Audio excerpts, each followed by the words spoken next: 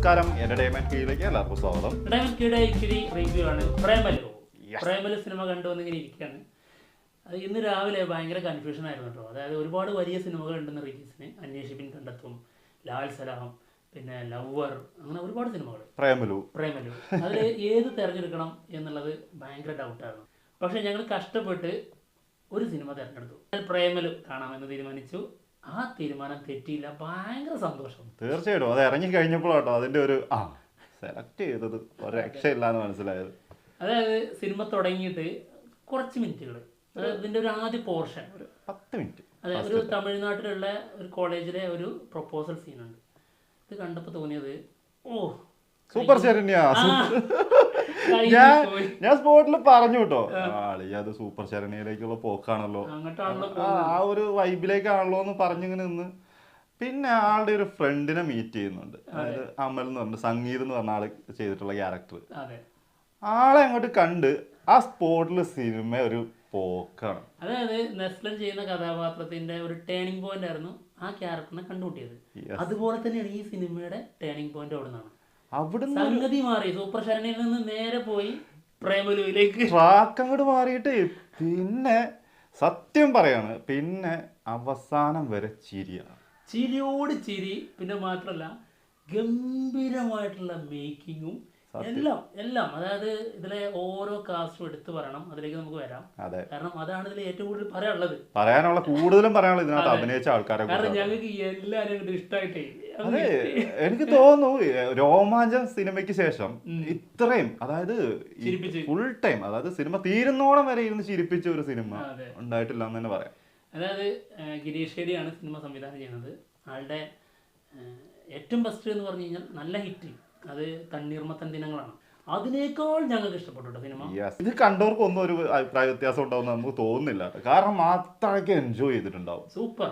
നമ്മൾ ഇപ്പൊ ആദ്യം പറഞ്ഞ പോലെ തുടക്കത്തിൽ ആ ഒരു ഇതിലേക്കാണല്ലോ, അങ്ങനെയാണോ എന്ന് വിചാരിച്ചുകൊണ്ടിരിക്കുന്നിടത്തു നിന്നാണ് സിനിമ ഒരു മാറ്റം മാറുന്നത്. അല്ല, ഈ സമയത്ത് നമ്മൾ പറയേണ്ട ഒരു കാര്യമുണ്ട്. അതായത് ചിലർക്കൊക്കെ ഈ സൂപ്പർ ശരണ്യ സൂപ്പർ ആയിരിക്കും. അവറേജ് ശരണ്യായിരുന്നു. അപ്പോൾ ഞങ്ങള് ആ രീതിയിൽ ഞങ്ങൾ പറയുന്ന കേട്ടോ, എല്ലാവരുടെയും കാര്യങ്ങളല്ല കേട്ടോ. ഞങ്ങൾക്ക് തീരെ ഇഷ്ടമായിരുന്നില്ല സൂപ്പർ ശരണ്യ. എന്നാൽ അതുപോലെ അല്ല കേട്ടോ ഈ സിനിമ. ഗംഭീര സിനിമയാണ്. ഇത് നിങ്ങൾ ധൈര്യമായിട്ട് ടിക്കറ്റ് എടുത്തോളാൻ നമുക്ക് ധൈര്യത്തോടെ പറയാൻ പറ്റും. കാരണം എന്താ വെച്ചിട്ടുണ്ടെങ്കിൽ ഒരു 2.5 മണിക്കൂർ, 2:36 സിനിമയുടെ ഡ്യൂറേഷൻ ഉള്ളത്. ആ 2 മണിക്കൂർ 36 മിനിറ്റും പക്കയായിട്ട് എൻജോയ് ചെയ്യാന്ന് പറഞ്ഞാൽ അത്രയ്ക്ക് എൻജോയ് ചെയ്തിട്ട് ഇറങ്ങാൻ പറ്റും. ഞങ്ങളിത് കണ്ട് ആസ്വദിച്ചിട്ടേ, അതായത് റിവ്യൂ ചെയ്യുമ്പോൾ നമുക്ക് റിവ്യൂ ചെയ്യണമല്ലോ എന്നൊരു വൈബ് കിട്ടുന്നൊരു ഇതുണ്ട്. അത് ഇറങ്ങി കഴിഞ്ഞിട്ടേ ഇതാണ് ഇത് നമ്മളെല്ലാം റിവ്യൂ ചെയ്യുമ്പോൾ, ഏത് സിനിമയുടെ ചെയ്യുമ്പോൾ നമ്മൾ പറയുന്ന കാര്യം, നമ്മൾ സിനിമയ്ക്ക് കയറിയിട്ട് അത് ഇറങ്ങി വരുമ്പോൾ അതിനെക്കുറിച്ച് പോസിറ്റീവ് പറയാൻ പറ്റുക എന്നുള്ളതിനേക്കാളും വലിയ ത്രില്ലൊന്നും ശരിക്കും ഇല്ല. അത്രയ്ക്ക് സന്തോഷമാണ് അതിനെക്കുറിച്ച് വീണ്ടും ഇങ്ങനെ പറഞ്ഞുകൊണ്ടിരിക്കുക എന്ന് പറയുന്നത്. ഇത് റിവ്യൂ അല്ല, അതൊരു ആഘോഷമാണ്. സത്യമായിട്ടും. അപ്പോൾ നമുക്ക് കാസ്റ്റിംഗിലേക്ക് വരാം. അതായത് നസ്ലൻ ഈ കഥാപാത്രം വളരെ സിമ്പിളായിട്ട് എന്തൊരു രസമായിട്ടാണ് ചെയ്തിട്ടുള്ളതെന്ന് അറിയോ? സിമ്പിൾ. അതായത് എത്ര വലിയൊരു സീൻ കൊടുത്താലും ആളിങ്ങനെ സിമ്പിൾ ആയിട്ട് വന്നിട്ട് അത് ഇത്ര ഉള്ള പുല്ലെന്ന് പറഞ്ഞിട്ട് ചെയ്തിട്ട് പോവുക, അങ്ങനെ നമുക്ക് തോന്നുന്നു. ഇതിലെ ഓരോ സീനും ഗംഭീര സീനുകളാണ്.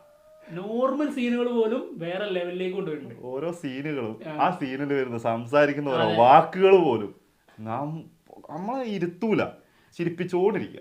നല്ല ഡയലോഗ്സ്. ഡയലോഗ്സ് ആണ്. ഓരോ ഡയലോഗുകളും ഓരോ എഴുതി വെച്ചിരിക്കുന്നത് ഗംഭീരം തന്നെയാണ്. പെർഫോം ചെയ്യുന്നത് വേറെ അപ്പുറമാണ്. സിമ്പിളായിട്ട് ചെയ്തു പോയി.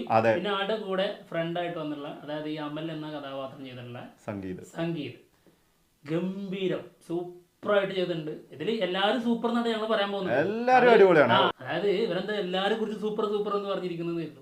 അതേ ഞങ്ങൾക്ക് പറയാനുള്ളൂ. അതായത് ഈ സിനിമയിൽ ഇപ്പൊ ചെയ്തിട്ടുള്ള, ഞങ്ങൾ അത് കഴിഞ്ഞിട്ട് ഞാൻ ഇവനോട് ഇപ്പൊ ഇത് നമ്മൾ വീഡിയോ ചെയ്യുന്നതിന് മുന്നേ വരെ പറഞ്ഞ കാര്യമൊന്നുള്ളൂ, ഇതിന്റെ കാസ്റ്റിംഗ് ഒരു രക്ഷയില്ല കേട്ടോ. കാരണം ഇതിനകത്ത് ചെയ്തിരിക്കുന്നവരെല്ലാരും ഗംഭീരമായിട്ട് പെർഫോം ചെയ്തിട്ടുണ്ട്. ഇതിലെല്ലാം സൂപ്പറായിട്ടുണ്ട്. സിനിമറ്റോഗ്രാഫി സൂപ്പറാണ്. നല്ല ട്രാക്കാണ്. ഇതൊരു ട്രയാങ്കിൾ ലവ് സ്റ്റോറി എന്ന് വേണമെങ്കിൽ പറയാം. അതില് ഫ്രണ്ട്ഷിപ്പും കാര്യങ്ങളും ഒക്കെ ഉണ്ട്. അത് കൊണ്ടുപോയിരിക്കുന്ന ഈ ട്രാക്ക് ഉണ്ടല്ലോ, ഭയങ്കര രസമാണ്. നമുക്ക് മനസ്സിലാവും വരാൻ പോകുന്നത് ഒരിക്കലും ഇത് എപ്പോഴെങ്കിലും താഴെ പോകും എന്ന് നമുക്ക് തോന്നില്ല. ഇത് ഹൈ ലെവലിൽ അങ്ങനെ പൊന്തേ ഉള്ളൂ. ആ തുടക്കത്തിൽ ഒരു തട്ടീന്ന് അങ്ങോട്ട് കയറി കഴിഞ്ഞാൽ പിന്നെ കേറി അങ്ങ് പോവാണ്. അല്ലാണ്ട് താന്നു പോകുന്നില്ല. ഒരു സ്ഥലത്തും ഇങ്ങനെ പൊങ്ങിയും താങ്ങിയും പൊങ്ങിയും താന്നും നിൽക്കുന്ന പല സിനിമകളുടെയും വേരിയേഷൻ വരുന്ന അങ്ങനെ. ഇത് അങ്ങനത്തെ ഒരു സംഭവമില്ല, ഒരു പോക്കാ. അവിടെ നിന്ന് അങ്ങോട്ട് തുടങ്ങിയ പിന്നെ എൻഡ് വരെ ഒരു രക്ഷയില്ലാത്ത പോക്ക്. ഇനി നമുക്ക് എടുത്തു പറയേണ്ട ആളാണ് കേട്ടോ മമിത ബൈജു. അഞ്ചാം മോനെ ഒരു രക്ഷയില്ലാത്ത ആക്ടറാണ്. അടിപൊളിയായിട്ട് തന്നെ ആൾക്ക് കൊടുത്ത ക്യാരക്ടർ ഗംഭീരമാക്കി ചെയ്തിട്ടുണ്ട്. നമ്മളെ ബോസാൻകോ എന്ന സിനിമക്ക് നമുക്ക് ഭയങ്കരമായിട്ട് നെഗറ്റീവ് പറയണ്ടായിരുന്നു ആളുടെ ക്യാരക്ടറിനെ കുറിച്ച് തന്നെ. അഭിനയത്തെ കുറിച്ചും നെഗറ്റീവ് പറയേണ്ട സാഹചര്യം ഉണ്ടായിട്ടുണ്ട്. എന്നാൽ ഇപ്പൊ പറയാണ് ഈ സിനിമയിൽ മമിത തകർത്തു. ആളാണ് ഇതിന്റെ നെടുന്തൂൺ എന്നൊക്കെ പറയല്ലേ, ആളുടെ ക്യാരക്ടറും ആ ക്യാരക്ടർ ആള് ചെയ്യുന്ന രീതി ഒരു രക്ഷയില്ല. ഗംഭീരമായിട്ട് ചില നോ ചില യെസ് അതൊക്കെ എന്ത് സിമ്പിൾ ആയിട്ടാ. കൊറേ മാനറിസങ്ങൾ പോലും വരുന്നുണ്ട് ആളുടെ മുഖത്ത് വരുന്ന കുറെ സംഭവങ്ങളൊക്കെ. അതൊക്കെ നമുക്ക് വാവ് ഇത്ര അടിപൊളിയായിട്ട് ചെയ്തു പോകും, സിമ്പിൾ ആയിട്ട് ചെയ്തു പോകുന്നു. റിയലിസ്റ്റിക് ആയിട്ട് നമുക്ക് ഫീൽ ചെയ്യുന്നുണ്ട്. അതെ, അതാണ് അതിന്റെ രസം. പിന്നെ എടുത്തു പറയേണ്ട ആള് നമ്മുടെ ആദിയാണ്. ശ്യാം എന്റെ മോനെ ആ കഥാപാത്രം ഉണ്ടല്ലോ ചിരിപ്പിച്ചൊരു വഴിയാക്കി. എനിക്ക് തോന്നുന്നു അത് പറയാൻ പാടില്ല, അത് നിങ്ങൾ കണ്ടതിന് അനുഭവിക്കേണ്ടതാണ്. സംഭവം ചിരിപ്പിക്കുക എന്നൊക്കെ പറഞ്ഞാൽ ഒരു സൈക്കോ ചെങ്ങായി. എന്റെ മോനെ നമ്മള് ഇപ്പൊ ഇങ്ങനെയാണ്. നമ്മൾ ട്രെയിലർ കണ്ടപ്പോ നമ്മൾ വിചാരിച്ചു ഭയങ്കര കുറച്ച് സീരിയസ് ആയിട്ടുള്ള ക്യാരക്ടർ ആണെന്ന് നമ്മൾ വിചാരിച്ചിരുന്നത്. പക്ഷെ ട്രെയിലർ പോലെ അല്ലത്, സിനിമ വേറെ രീതി. ഇവര് ട്രെയിലർ വന്നത് വേറെ രീതിയിലാണ്, വേറെ കഥ നമുക്ക് ഫീൽ ചെയ്യാം. സിനിമ വേറെ ലെവല് സാധനം. അയ്യോ, പിന്നെ എടുത്ത് കുറച്ച് പേരുകൾ പറയാനുണ്ട്. മീനാക്ഷി സൂപ്പറായിട്ട് ഫുൾ വൈബ്, ഒരു പ്രത്യേക വൈബ് പിടിച്ചിട്ടുണ്ട്. അവസാനം വരെ ആ ഒരു ക്യാരക്ടർ ആള് വിട്ടിട്ടില്ല. അത് ഗംഭീരമായിട്ട് ചെയ്തിട്ടുണ്ട് കേട്ടോ മീനാക്ഷി. അതൊക്കെ ഇങ്ങനെ ഫണ്ണായിട്ട്, അത് ഈ സീരിയസ് ആയിട്ടുള്ള അവസ്ഥകളിലൊക്കെ അതൊക്കെ കൊണ്ടുവന്നിട്ട് കൊണ്ട് ചെയ്തിട്ടുള്ളതൊക്കെ നല്ല രസമാണ്. അയ്യോ, നീ ഉണ്ടത്, നീ നിർത്തിക്കൊള്ളുന്നില്ലേ. പിന്നെ സുബിൻ എന്ന് പറഞ്ഞ കഥാപാത്രം, ആളുടെ പേരെന്തോ നമുക്ക് അറിഞ്ഞൂടാ. സൂപ്പറായിട്ട് ആളിൽ നിന്നാണ് കുറച്ചുകൂടി ട്രാക്ക് തുടങ്ങുന്നത്. അവിടുന്ന് ചിരി പടർത്താന്ന് പറഞ്ഞില്ല, നമുക്ക് അതുവരെ കോമഡി ഉണ്ടെങ്കിൽ പോലും ഇനി ഇത് ഇങ്ങനെ ആയിരിക്കും എന്ന് നമുക്ക് തോന്നിപ്പിക്കുന്ന ആളെ കാണുന്നത് മുതലാണ്. പിന്നെ അതുപോലെ നമ്മുടെ അൽത്താഫ് ഗംഭീരമായിട്ട് മുഴുനീളുണ്ട് എന്നല്ല, കുറച്ചുള്ള സമയങ്ങളില് ഗംഭീരമായിട്ട് ചെയ്തിട്ടുണ്ട്. നല്ല കിടിലം സീനുകളുണ്ട്. ഇത് അറിയിക്കാറില്ലേ, സൂപ്പർ കുറെ സീനുകളുണ്ട് കേട്ടോ. നമ്മള് പൊട്ടിച്ചിരിച്ചു പോണ സംഭവങ്ങള്. എന്താ പറയാ, ഈ സീറ്റഡ്ജ് ത്രില്ലർ എന്നൊക്കെ പറയില്ലേ, അതുപോലെ സീറ്റഡ്ജ് കോമഡി ഫിലിം. അതോടെ ഇരിക്കാൻ സമ്മതിക്കുക, ചിരിച്ചിരിച്ച് മറിയുള്ളൂ. വേദന എടുക്കും വയറൊക്കെ ചിലപ്പം ചിരിച്ചിട്ട്. ഞങ്ങൾക്ക് കുട്ടികളെ മനസ്സിലായിട്ടുള്ളത്, അതുകൊണ്ട് ഞങ്ങൾ നന്നായിട്ട് ചിരിക്കും. സത്യം, ഞങ്ങള് വീഡിയോ ചെയ്യുമ്പോ തന്നെ കണ്ടിട്ടില്ലേ, സീരിയസ് കാര്യം പറയുമ്പോൾ പോലും ഞങ്ങൾ ചിരിച്ചുകൊണ്ടാവും. അപ്പൊ ഞങ്ങൾ എത്രത്തോളം ചിരിച്ചിട്ടുണ്ടാവും. എന്താണെങ്കിലും ഇപ്പോഴേ പറഞ്ഞുതരാം, ഇത് എന്താണെങ്കിലും സിനിമ ഗംഭീരമായിട്ടുള്ള സിനിമയാണ്. നിങ്ങൾ എൻജോയ് ചെയ്യണം, അല്ലെ എന്റർടൈൻമെന്റ് ചെയ്യണം എന്ന് കരുതിയിട്ട് ഒരു സിനിമയ്ക്ക് കയറുന്നുണ്ടെങ്കിൽ ധൈര്യമായിട്ട് ടിക്കറ്റ് എടുക്കാം. അതിന്റെ മുകളിൽ പോയി, അതിന്റെ മുകളിൽ കയറി. ഇപ്പൊ ഇതിലേ ലാസ്റ്റ് ശ്യാമുഷ്കർ വരുന്നുണ്ട്. ആദ്യമായിട്ട് അഭിനയിക്കുന്നത്, ആദ്യമായിട്ടല്ലോ, ഗംഭീര ക്യാരക്ടറാണ്. ചെറിയൊരു റോളേ ഉള്ളൂ, പക്ഷെ ഉള്ളത് തകർത്തിട്ടുണ്ട്. മോനെ അതിനകത്ത് എടുത്ത് പറയാൻ പറഞ്ഞത്, മാത്യുവിന് ആ കുറച്ച് റോളുകളേ ഉള്ളൂ, കുറച്ച് സീനുകളേ ഉള്ളൂ. പക്ഷെ വരുന്ന സീനുകളിലൊക്കെ ആള് ഗംഭീരം. അത് ഒരു വൈബാ. അയ്യോ എന്റെ ത്രില്ലായി പോയിട്ടോ ശരിക്കും. ആ സിനിമ കണ്ടു കഴിഞ്ഞിറങ്ങിയപ്പോ നമുക്ക് ഇങ്ങനെ എന്താ ആഘോഷിക്കാൻ പോകും, മനസ്സങ്ങനെ വരുന്നു. ഭയങ്കര എന്തോ രസം. പിന്നെ അഖില എന്നാണോ, അഖില രാഘവേന്ദ്രനോ, അങ്ങനെ മറ്റേ പൂവനിലൊക്കെ അഭിനയിച്ച നമ്മുടെ പൂവനില് പെപ്പയുടെ പെങ്ങളായിട്ട് അഭിനയിച്ചു ആ പെൺകുട്ടി അഖില ഭാർഗവൻ. ആളും ഇതിനകത്ത് ഫുള്ള് ഏകദേശം ഫുള്ളുണ്ട് കേട്ടോ.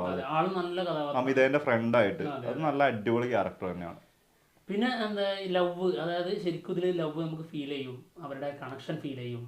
നമുക്ക് ശരിക്കും അവർക്ക് എന്താണ് ആ സമയത്ത് തോന്നുന്നത്, അതുപോലെ ആ സംഭവങ്ങൾ ഫീൽ ചെയ്യും. ഭയങ്കര ശരിക്കും ഒരു ലവ് സ്റ്റോറിയാണ്. ആ ലവ് സ്റ്റോറി പറഞ്ഞു പോയിരിക്കുന്ന രീതി, അത് പ്രേക്ഷകന്റെ മുന്നിലേക്ക് ഇങ്ങനെ കൊടുക്കാന്ന് പറഞ്ഞാൽ അത് പെട്ടെന്ന് നല്ല ചില്ലറ സംഭവമൊന്നുമല്ല. ഇത് ഇത്രയും എൻജോയ് ചെയ്യിപ്പിച്ചിട്ട് എന്നാൽ അവരുടെ സീരിയസ് ആയിട്ടുള്ള സംഭവം അതിലേക്ക് പോകുന്നുമുണ്ട്. ഭയങ്കര അടിപൊളിയായിട്ട് തന്നെ ചെയ്തു വെച്ചിട്ടുണ്ട്. ഒരിക്കലും ഞങ്ങൾ ഇത്രയും പ്രതീക്ഷ. പിന്നെ ഒരു കാര്യം എടുത്തു പറയാനുണ്ട് കേട്ടോ, ഒരു 2 സോങ് ഉണ്ട്, ഒരു രക്ഷയില്ല. നമുക്ക് മനസ്സിലാവുന്നില്ല എന്താണെന്നുള്ളത്. എനിക്ക് തോന്നുന്നു അവിടുത്തെ ഹൈദരാബാദിലുള്ള ഹൈദരാബാദ് ആ ഒരു സ്ലാങ്ങിലുള്ള സാധനമാണ് തോന്നുന്നു. അത് അതുകൊണ്ടാണോ അത് നമ്മളെ തിയേറ്ററിന് മോശമാണോ? അതെനിക്ക് അറിഞ്ഞൂടാ. അതായത് ഇതിന്റെ തുടക്കത്തിലുള്ള സീൻ നമ്മൾ പറഞ്ഞില്ലേ, ആ സമയങ്ങളിൽ ചില ഡയലോഗ്സ് നമുക്ക് ശരിയായ രീതിയിൽ മനസ്സിലാവും. തുടക്കത്തില് കാണിക്കുന്നതോടെ മുതലുള്ള അവരുടെ സംസാരിക്കുന്ന രീതി നമുക്ക് പിടികിട്ടില്ല. എന്താ പറഞ്ഞെന്ന് ഓർത്തു പോകും. അത് കേൾക്കാഞ്ഞിട്ടാവാം മേ ബി, ചിലപ്പോ തിയേറ്ററിന്റെ അല്ലെങ്കിൽ ആ ട്രാക്കിൽ കയറാനുള്ള ഒരു ബുദ്ധിമുട്ടായിരിക്കാം, പറഞ്ഞൂടാ, അല്ലെങ്കിൽ തിയേറ്ററിന്റെ എന്തെങ്കിലും വിഷയങ്ങളായിരിക്കും. പക്ഷെ രണ്ട് സോങ് വേറെ വൈബാണ്. അത് വൈബ് അതിനനുസരിച്ച് പോകുന്നുണ്ട്. ആ സീനുകളൊക്കെ സോങ് സൂപ്പർ ആണെന്നുള്ളത് കൊണ്ടല്ല, അതായത് നമ്മൾ ഇതിലേക്ക് കേറി അത് നമുക്ക് ആ വൈബ് എന്താണ്, ആ സമയത്ത് ആ വൈബ് ഫീൽ ചെയ്യുന്നുണ്ട്. പിന്നെ അതെ ആ കാണിക്കുന്ന നമുക്ക് വൈബ് ഫീൽ ചെയ്യണമെങ്കിൽ കാണിക്കുന്ന സാധനം കൂടി അങ്ങനെ ആയിരിക്കും. ഇത് ആ കാണിക്കുന്ന സീനുകളൊക്കെ അങ്ങനെ തന്നെയാണെന്ന്. നമ്മളെ മൂഡ് ആവണം, നമുക്ക് അങ്ങനെ അവർക്ക് പറ്റണം. അതിന് 10 മിനിറ്റ് കഴിഞ്ഞപ്പോഴേ നമ്മൾ ഓൾറെഡി മൂഡായി കഴിഞ്ഞിട്ടുണ്ട്. പിന്നെ ഇനി അത് എന്ത് എന്നുള്ളത് മാത്രമേ ഉള്ളൂ. അത് ഗംഭീരം ലെവലാക്കി കളഞ്ഞു. എന്തായാലും പോവാ, നമുക്ക് റേറ്റിംഗിലേക്ക് പോവാം. ഇത്രയും പോസിറ്റീവ് പറഞ്ഞിട്ട് എങ്ങനെ റേറ്റിംഗ് ഇടാം? അല്ല, ഇതിന് റേറ്റിംഗ് എന്ന് പറഞ്ഞിട്ടുണ്ടെങ്കിൽ എന്താണ് ഓരോ റേറ്റിംഗ് ഇടല് അതിന്റെ ഓരോ സംഭവങ്ങളും വിലയിരുത്തിക്കൊണ്ടാണല്ലോ. അങ്ങനെ വെച്ച് നോക്കുമ്പോൾ ഇത് വലിയൊരു വെല്ലുവിളിയാണ് തീർച്ചയായിട്ടും. അതായത് ഗംഭീര സിനിമയാണ്, ഒരു രക്ഷയില്ലാത്ത സാധനം, കണ്ടാൽ നിങ്ങൾക്ക് എന്തായാലും ഇഷ്ടപ്പെടാതിരിക്കില്ല. ഈ 2024 അതായത് രോമാഞ്ചം കഴിഞ്ഞ വർഷം വന്ന് ഞെട്ടിച്ചതാണ്. അതേപോലെ തന്നെ ഉറപ്പിച്ചോ ഇതൊരു നല്ല സൂപ്പർ എന്റർടൈനർ സിനിമ തന്നെയായിരിക്കും. അതെ, കണ്ടു കഴിഞ്ഞിട്ട് അങ്ങനെ വിചാരിക്കരുത്. കണ്ടു കഴിഞ്ഞിട്ട് വന്നിട്ടുള്ള അഭിപ്രായമാണ് പറയുന്നത്. സൂപ്പർ സിനിമയാണ്, ധൈര്യമായിട്ട് പോയിട്ട് ടിക്കറ്റ് എടുക്കാം. അതുകൊണ്ട് തന്നെ ഞങ്ങൾ റേറ്റിംഗ് പറഞ്ഞത് നിങ്ങൾക്ക് പറയാം. നിങ്ങൾ കണ്ടു കഴിഞ്ഞിട്ട് നിങ്ങളെ എത്രയാണ് റേറ്റിംഗ് കൊടുക്കുന്നത് എന്നുള്ളത് നമുക്ക് കമന്റ് ആയിട്ട് ഇടാം. അപ്പോൾ എന്തായാലും ഞങ്ങൾ പോവാണ്. മറ്റുള്ള വിശേഷങ്ങളുമായിട്ട് ഉടനെ തന്നെ വരാം. അടുത്തതിന് പോവാൻ നിൽക്കുകയാണ്. അന്വേഷിപ്പിൻ കണ്ടത് എന്തായാലും രാവിലെ കിട്ടിയ വൈബ് ഇനിയും കിട്ടുമോ എന്നുള്ളത് നോക്കണമല്ലോ. അപ്പോൾ എന്തായാലും പോവാം. ബൈ.